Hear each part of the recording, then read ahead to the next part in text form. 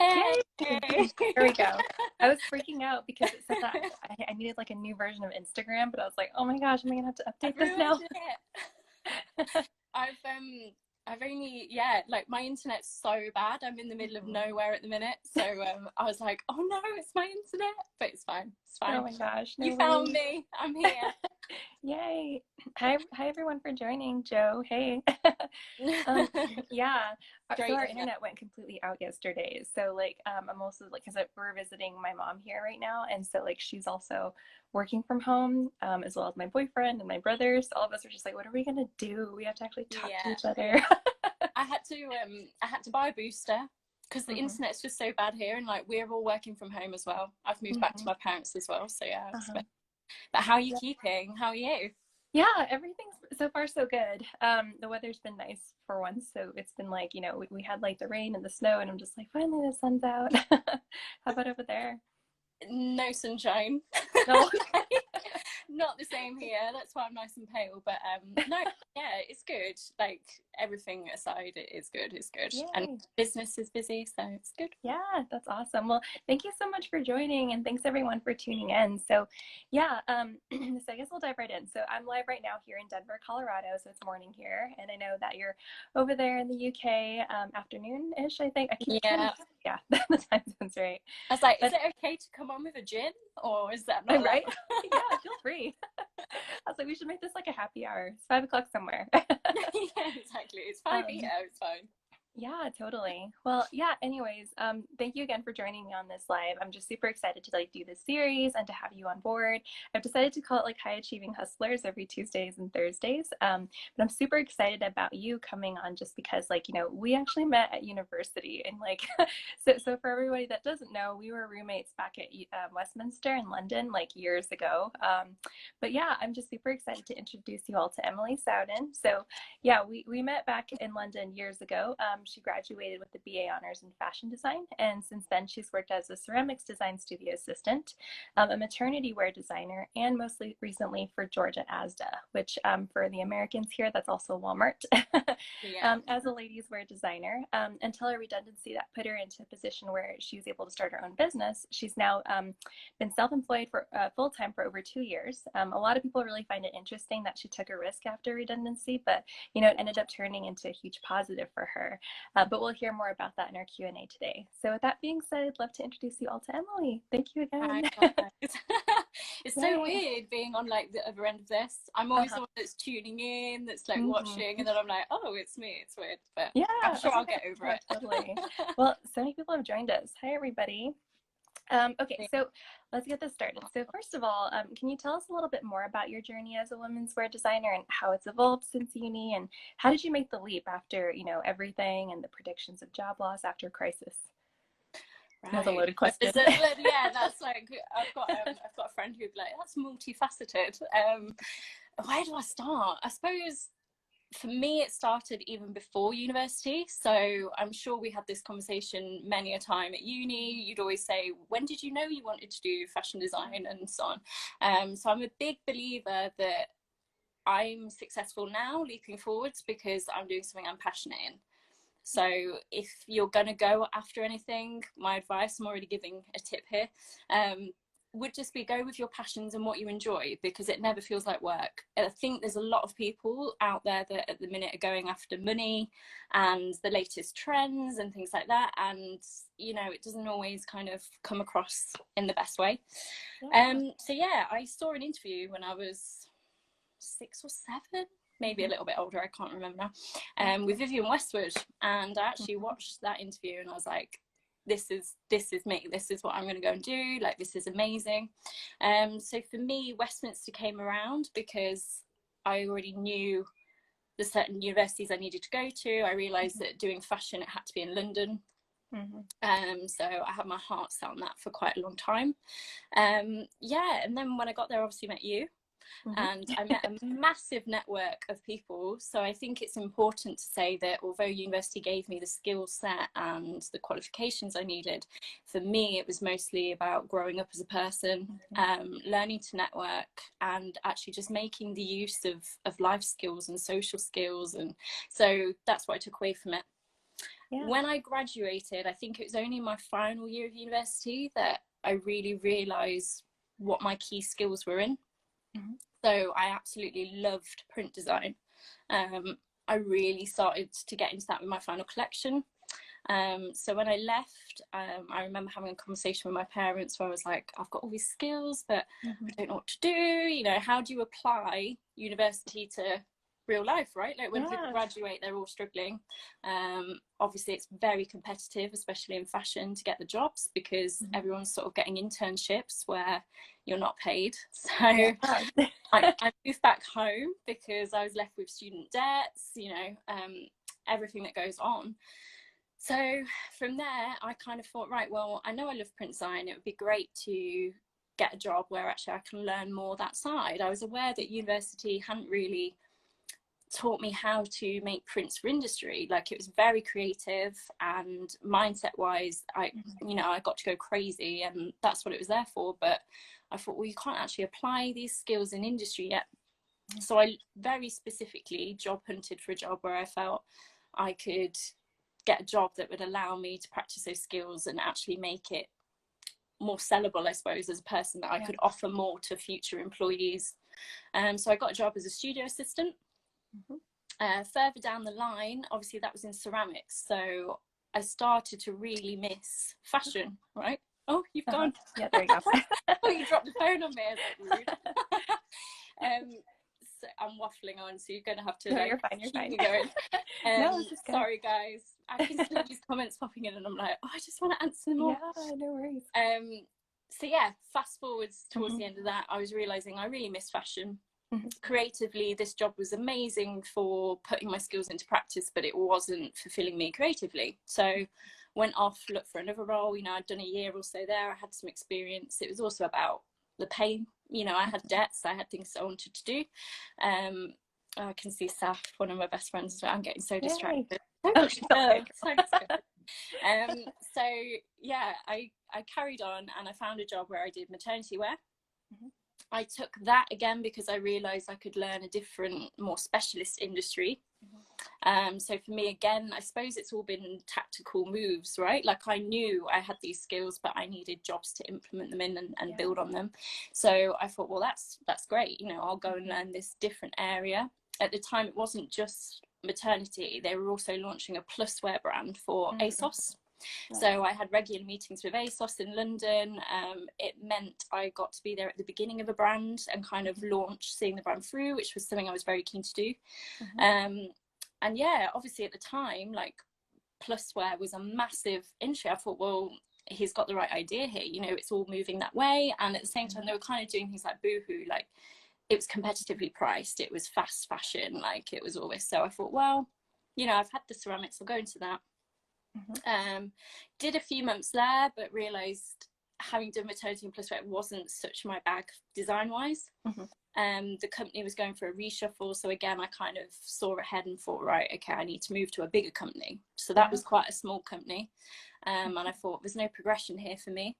I was getting to the stage where I wanted to keep just rising up. Exactly. So I was job hunting, saw Georgia ASDA wanted ladies wear, and the way they work, which is quite interesting for people if they're not sure on these bigger companies, they had senior designers, assistants. I was assistant within ladies wear, but they divide the categories up. So my actual job title was like designer of ladies bottoms. Which is a great title. I was like, nice. I want that on my CV, so I'm definitely taking that. Love it.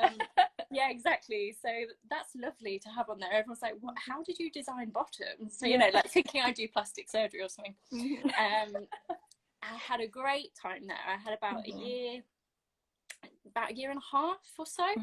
And the company, because of Walmart buying them out during that time, went for a massive restructure, like massive. There was loads of job cuts. It was all in the news, and all the assistant level basically just went, and they cut the design team from 30 of us down to 5. And it became like a buying base, so more like in America, you guys are led more like buyers rather than designers, right? I'll come back to that later on. So I'm talking so much, I'm getting thirsty. Yeah, you're fine, girl. No, this is all really good, especially because like, you know, you've had experience like in building it up. And I think that's important to recognize too. Because I think a lot of people get like really like, you know, they get kind of like the shiny object syndrome and they see other people like making it with like the big companies and stuff. But it's like, no, you have to like build your way up there. Yeah, exactly, Mhm. exactly. So I did it quite tactically, I suppose. I think even when I met you, I said, have you just seen the comment from Yeah, Sasha? I did. I had my bottom redesign. No, Yeah. no, it's beautiful. You've got a beautiful peach. She's in a fitness group that I'm in, so it's nice to see them all in here supporting, which is cute. Yeah, totally. Yeah, what was I going to say? It's completely thrown me off now. I always lose my trail of thought. I'm so bad at these. No, you're fine. I can't remember what I was going to say. So we were talking about like building up and then the restructuring at ASDA. Yeah, prior to my tangent. Yeah. Yep. Thank you. You're good. So, yeah, we didn't have any clue it was coming. So it was completely out of the blue.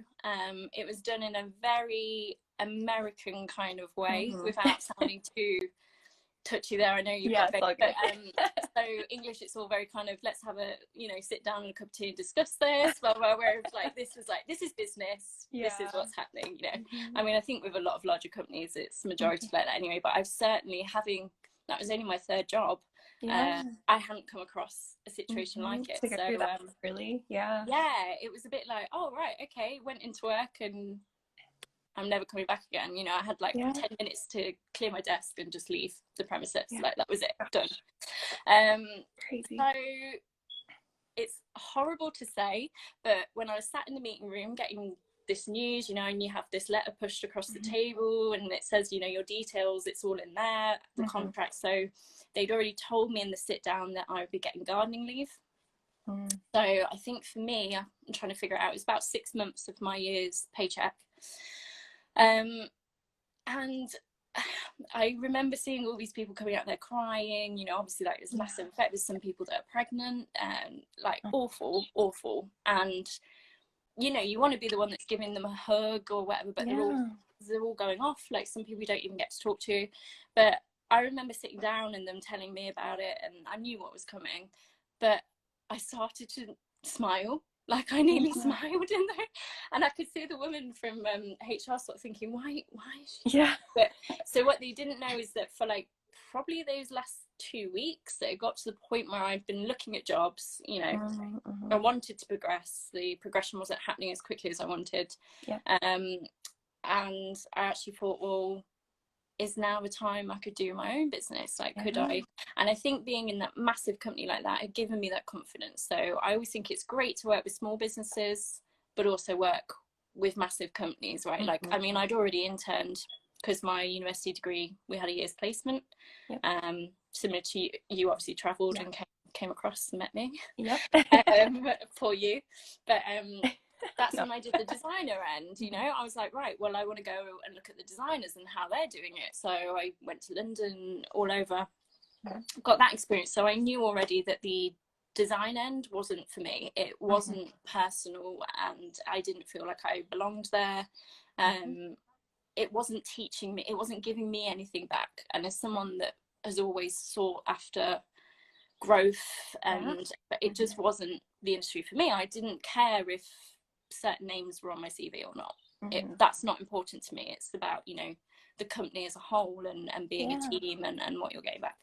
So I went on there and I'd already for 2 weeks I'd actually found some funding and thought, right, well, I'm going to write a business plan. So I actually went to my dad and obviously my mum, who are massive support. If they're tuned in, I've got to say that now. I think they're actually tuned in as my dog, which is a bit weird. So I went off and I wrote my business plan. And even if I wasn't applying for the funding, another tip, if you're thinking about, you know, doing your own business, write one anyway. Like write one down. It gives you so much clarity. And if you do have the options where you're going to the bank for loans, you know, business loans, they'll always want one anyway, right? But it's good just to get all these ideas out your head. I mean, I'm creative, obviously, so it's buzz. So it was great to actually just sit down and be like, well, can I make a living off this? Can I live off this? For me, it was more just about being able to support my life. I wasn't too focused on the money side of things. Like, obviously I knew it had to work, but yeah, I just wanted that work-life balance back, you know, leaving at 6 a.m, doing an hour and a half commute every day on the motorway, and then coming home most nights at 8 or 9 p.m. At the time I was with my ex, and it just wasn't, I was going to bed exhausted, missing dinner, I wasn't even able to go to the gym, like, which all makes a massive difference to you personally. So, and then my mental health sort of anxiety, which we'll probably talk about later on, but that started to come back. So I was like, right, this isn't working for me anymore, like what's next? And that's seen the natural leap. So when I knew I was going to get the gardening leave payout, because I had no savings, I'd obviously worked towards paying my way and paying my debts off. Yeah, I just knew that was kind of a universal sign.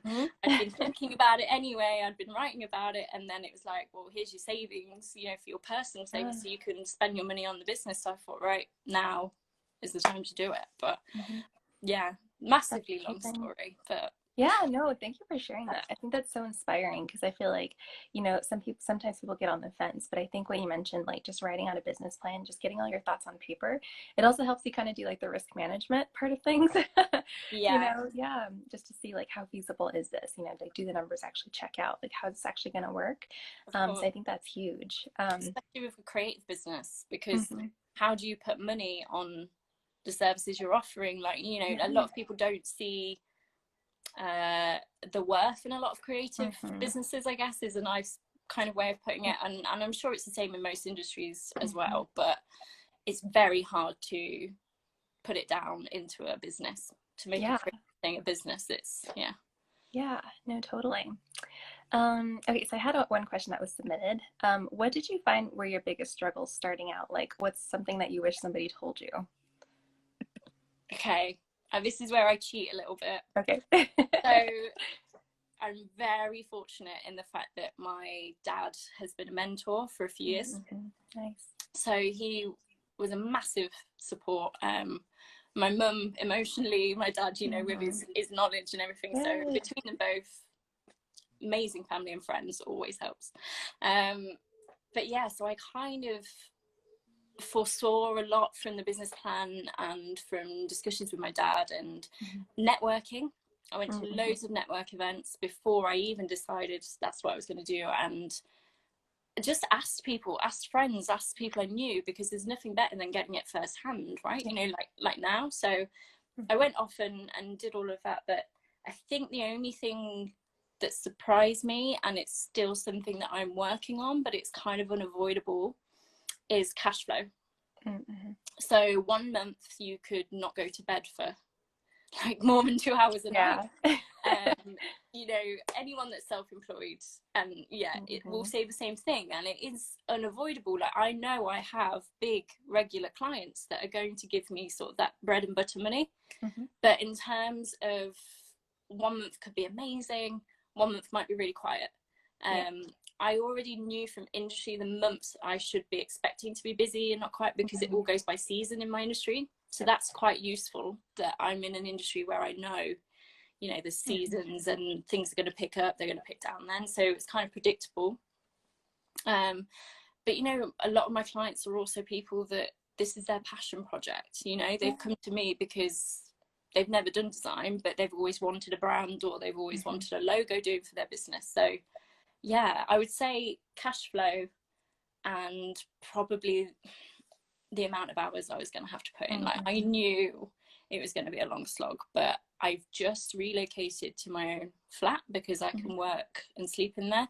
But prior to that, I was in a studio where it was just, you know, there wasn't a bathroom facility or anything, like a washing facility where there's a toilet but nothing else. And I was sort of, you know, staying the night a lot in there, just on the floor, like sleeping, because I've got clients internationally, right? So they might ring me at 3, 4 a.m. whenever. So I'm there sort of like, right, quick wet whitewash, jump on my plan. Like, you know, I do not always look like this for my clients. My clients see it all. I think I answered once with a toothbrush and I just forgot because I was so tired. I was just talking with a toothbrush in my mouth. Very professional. Right. You do what you gotta do, so. Yeah, so I would say, like, the drive you've got to have. Don't underestimate. You have got to want this. I think I came across something I'd written like 2006 the other day, and it was like, you give that 100% every day, just for the 1% you might make it. Like, exactly. So it's a fighting like mentality. You've got to want it. That's why I say pick your passion. Don't pick something just for the money value or you know, popularity or trends. Yeah, no, totally. So I know a lot of people, like, you know, sometimes they get really worried about, like, you know, taking the leap, especially like, you know, as a creative or a young professional or an entrepreneur. They're oftentimes like really nervous about like, where am I going to find my first client, and then the next and the next, like, how am I going to sustain this? What tips do you have for the newbies out there? All I will say is it gets easier, for sure. Okay, for sure. Like, now I'm just getting emails that come in, and I don't have a professional Instagram. I don't have a professional website. So for someone that's very off the radar, like, you know, social media wise with my work, I made the choice as a freelancer that my personal Instagram would also have work. It would have, because it's me, it's my life, you know, like, I'm not selling my brand or whatever. It is literally just me as a person, and whether you want to work with me for your dreams and things. So I made that decision. I've lost my train of thought. I'm trying to think. Say the question again. Go on, Marie. Yeah, no worries. So tips for like newbies out there that are like worried about getting their first client. Like, how am I going to find my first client, or my next, and my next? Got it. So, when I started my first job, I was already thinking about freelance, because I was quite worried after graduating that there'd be that big graduation gap where you don't get your first job for months, you know, and you're thinking my student loan's gone, like, I'm panicking. So I signed up to a website that probably most of you have come across, but People Per Hour, where they do take a charge, but obviously you can go out and find projects on there. So I started that. So I've been freelancing for what, 6 years? 7 years, 8 years. Yeah, so initially it was always, I said to them, well, I'm not going to forget that site, I'm going to keep building it. So I used to work my studio assistant job or the other jobs, and come home and then work my own job. So it's something I actually built up on the side for quite a few years. So I suppose that leap, although I didn't have the same clients, because obviously it suffered with me working full time, it wasn't too scary to me, because I knew how quickly you could build up clients from dabbling in it, I guess, at the same time as my job. So I suppose if anyone's in a position now where they've got their job, or, you know, they're on the paid leave with COVID, you know, furlough and things, start to look at it now. Like, look at it whilst you know you're in a secure position, and it makes that leap much, like, it alleviates so much stress. So yeah, I suppose that would be my best advice. Just try and build it up, and don't jump straight unless you've got savings or a cushion there. Exactly. Yeah, no, I think that's really great advice, because I feel like even like with social media nowadays, they make entrepreneurship look like so glamorous and so easy, but it's not worth like jumping straight in if you don't have a plan, and if you don't have a cash, like, you don't want to go broke right away because you're still trying to build this thing. So that's good advice. Okay, let's see. Being a small business owner, can you talk a little bit about working from home and how that's been? Like, how do you separate like work and personal? I don't. I don't. I think, like, all honesty, I don't. Again, I'm going to be harping on about it, but that's why you've got to do something you love, right? Like, it doesn't feel like I'm working. I'm just, that's my day. Like, that's my routine. But for people that do like the routine and the structure, I always have even if, so the place I'm in now is a studio flat, so it's all open space. But I have a desk area, like a little area that's sectioned off, that I know that still might work. Like, yes, I'm getting out of bed and commuting 4 steps to my which is very weird when you're used to driving nearly 2 hours each day. But that's nice, you know. But then the temptation is get up, get straight into emails, which I do, like everyone. It's so tempting, like to do that. But what I do is make sure I've still got breaks in the day. So when I was at ASDA, I used to love going to get a coffee. Like in the afternoon, I love my coffee anyway. So I make sure now that I fill a flask or something, and I've got a park on my doorstep. So I go out, and even if it's just writing down what I need to do for the rest of the day, where I take regular breaks. And Good. that's the best advice, because that's something we can all do, you know, go and Yeah. sit outside with your coffee, or do this, do that, to recognize that it's still, yes, you're at work, but you've also, you know, you're in control, and you're not sort of just sat there wasting your time. But I suppose I'm a bit of an odd one, in the sense that maybe because what I do is creative, I always need an environment where I'm very relaxed and comfortable, and it's not so much about the focus for me, it's just about my atmosphere in general. So I'll always make sure everywhere's clean, everywhere's tidy, which if my parents are logged on, they're going to laugh at that so much. But I promise, in my own flat, I do. I promise. I'm looking around like they're going to come in and tell me off. Yeah, so yeah, just getting your own routine. I think about 3 weeks in, I hit a wall, which is something to warn people about if they're thinking of doing this. I just suddenly thought, well, I'm not going to see people every day now. You know, I'm not going to have those little human interactions, and oh wow, this could actually get quite lonely. And it was very weird, because I loved my colleagues. I always have. I've enjoyed being part of a team. I am very much, as much as I want to be a leader and a business owner, I am also a team player. I love knowing that there's that network around you. But then you get your clients, you get your regular clients, and it starts to build in, and you realise, you know, the guy at the coffee shop becomes that 5 minutes of chat, and actually you're not having meetings for meetings anymore, and there's not the hour commute anymore. So it's a big change, much like this crisis has been for so many people.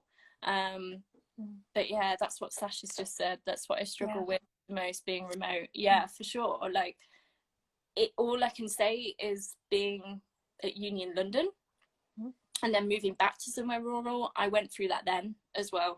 So I think it's all just about how you're constantly adapting, and making sure you still do the things you enjoy. Like, yes, I might work weekends. I mean, I am always working, but but if you love it, it doesn't feel like work, right? I've got loads of clients in America, Australia, like all over. So actually, I might have the day to myself, and then my working day begins at 6 p.m.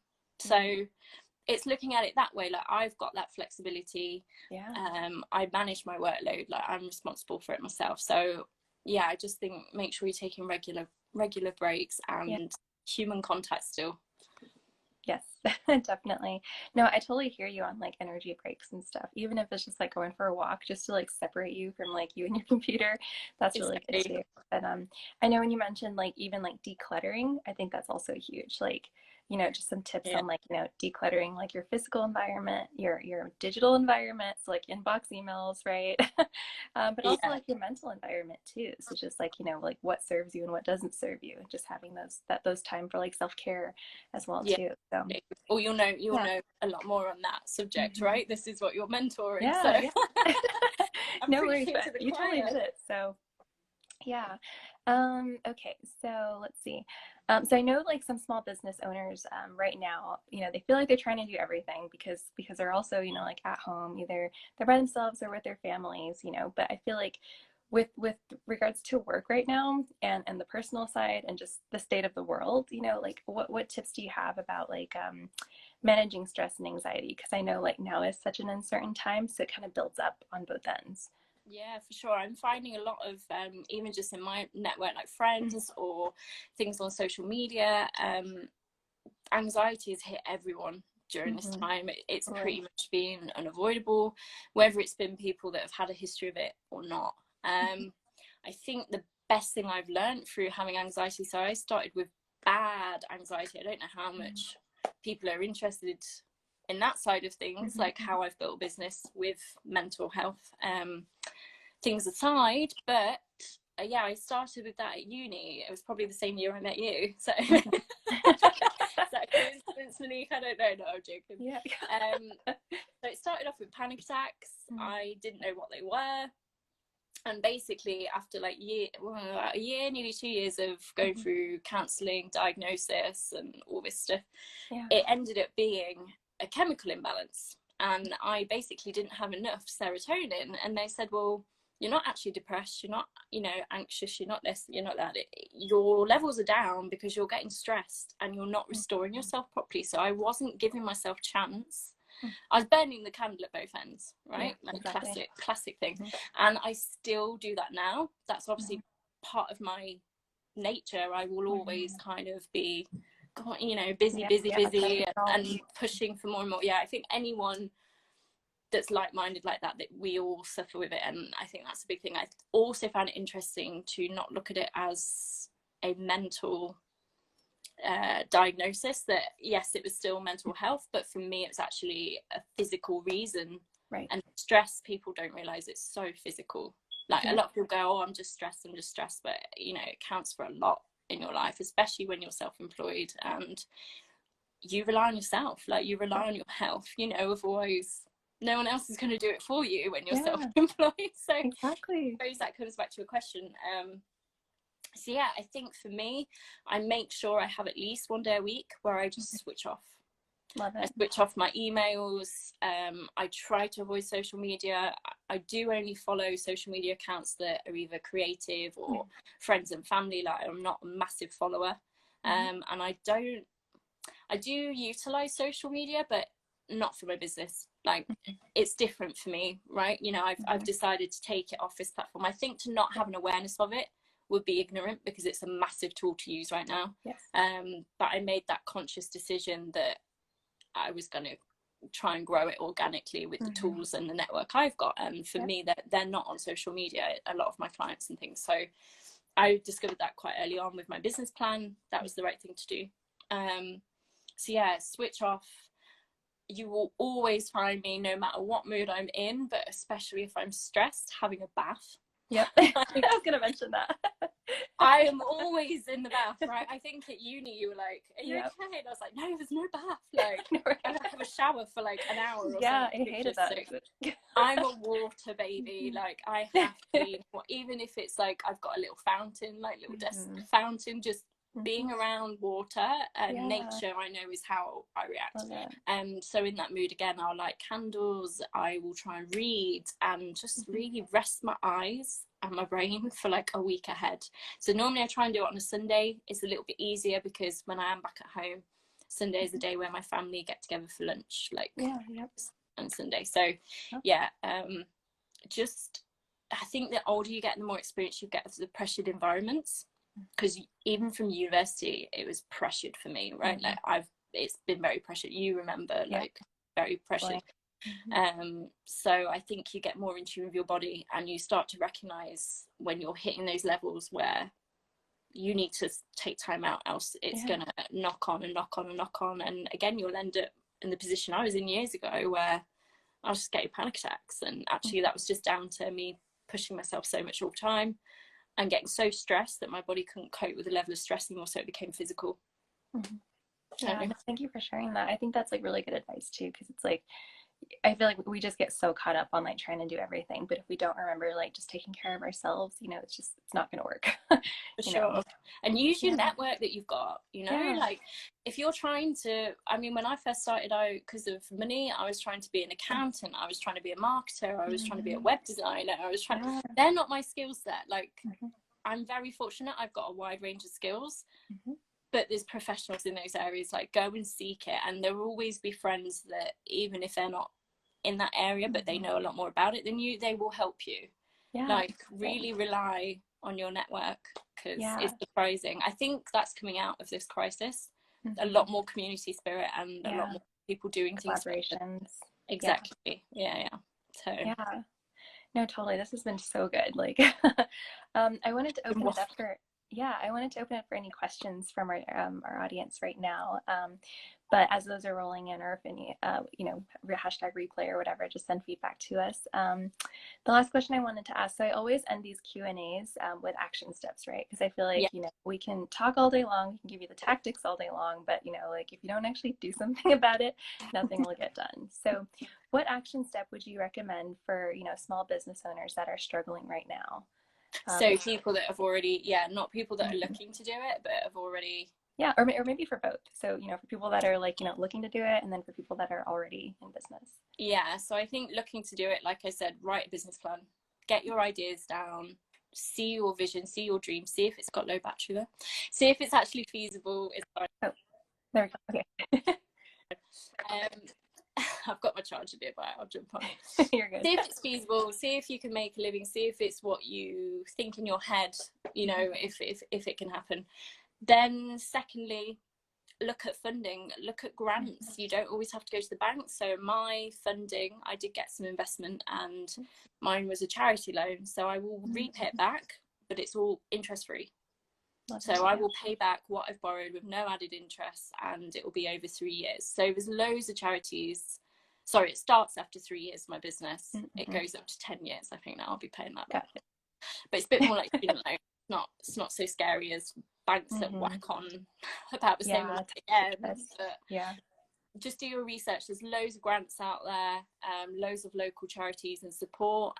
There's even GoFundMe, which a few people I know have used to launch their stuff. Dragon's Den. Why not? Like, go for it. Totally. So I think that's the best advice. Business plan, grants and funding. Don't assume. I was gonna say, for people that don't know what Dragon's Den is, it's like the UK version of Shark Tank. Okay, you guys don't have that. Yeah, so we just have Shark Tank, but then my boyfriend was saying it's based upon Dragon's Den, so you guys had it first. Well, you know. I was going to say, actually, like, how many people have you interviewed from UK? Like, have you? Yeah, so you're my first one, actually. Oh, the first one with British accent. I bet all the people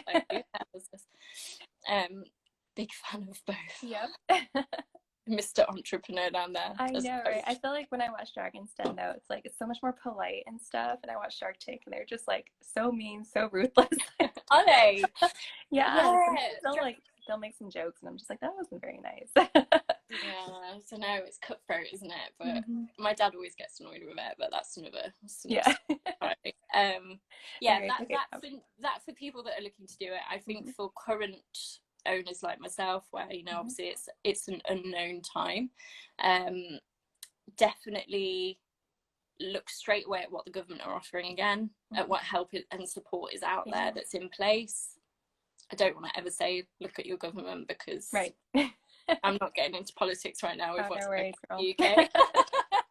But, you know, if there's business schemes, if there's I mean, my accountants have actually been sending me loads of information. Again, if you've already got an accountant set up, hopefully you do, or you've got, you know, other business professionals you can talk to, go and talk to them. So straight away I looked at the funding I was able to get, should it affect me. And then I guess I kind of had a plan in place where I have really taken a lot of extra work on, because the way I could see, so I said to you earlier about spring summer trends and patterns in my industry, I knew that there might be a backlog because of the factory shutting.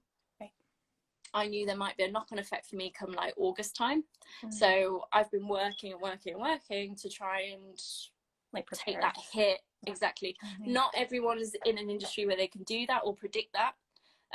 But having said that, I do feel if you're in that, you can probably see these things happening. You know, obviously like stock markets, financials, like you're interested in that area, right? So you go off and you read about it and you think, okay, this could be a risk factor. So it's always assessing and working ahead of yourself to try and preempt any crisis situations. But at least I went and did the research, so I know what's on offer should that happen, and then try to work more and more. So I think that, and then think about an escape plan, like what's going to happen after this, and just like positively as well, not even just on a scary note, like positively. I think actually like the businesses that are blossoming around in my area, ones that didn't expect to, because on the flip side, everyone's at home, everyone's started to do craft.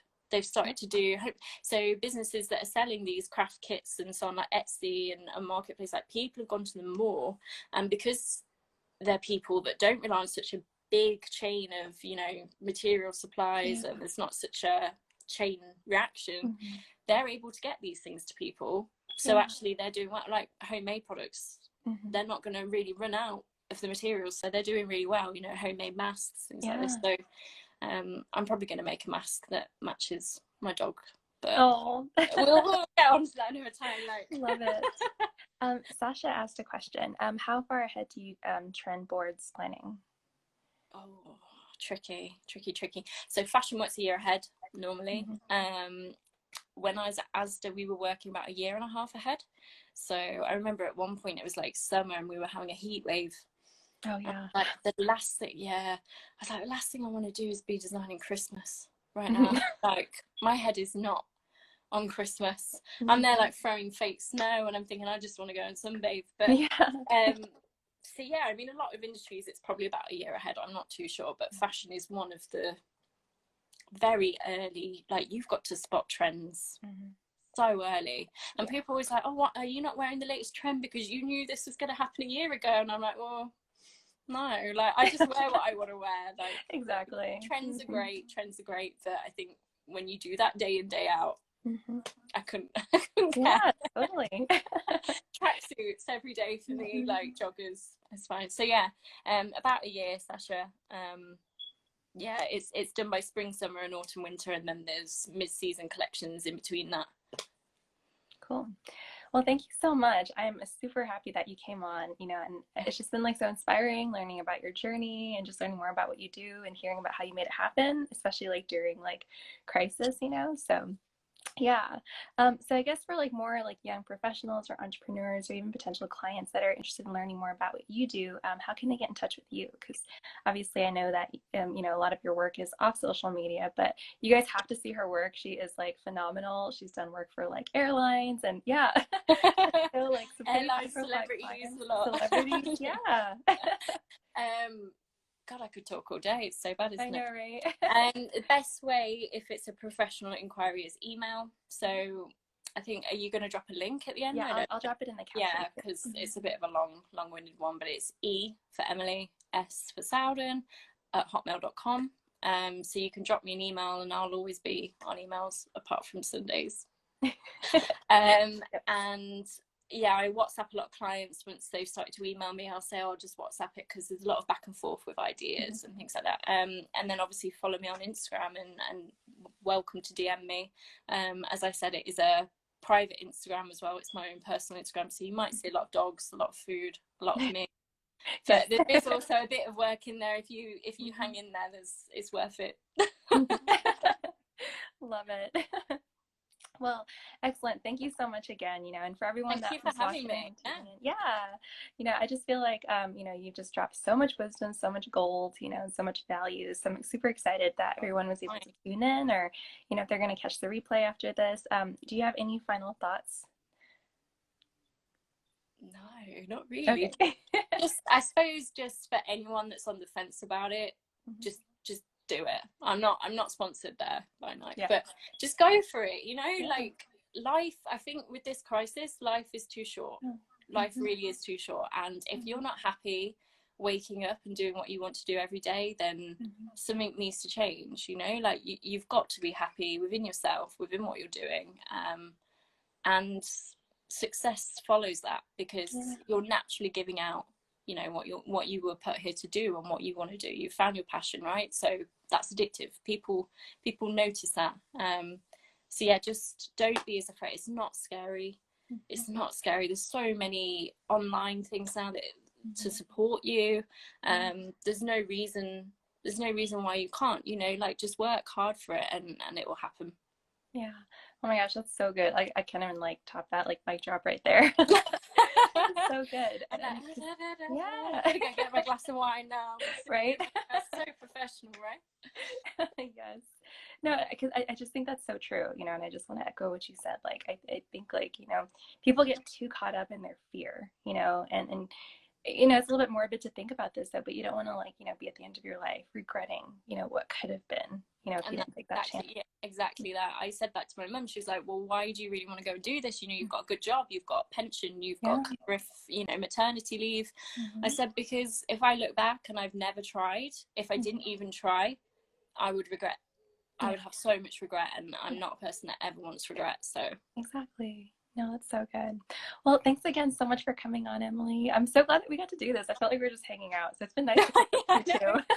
We're off to do a pub quiz now, guys, if anyone wants to join in. Great.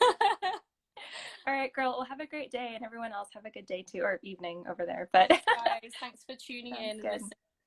All right, see you later. Bye.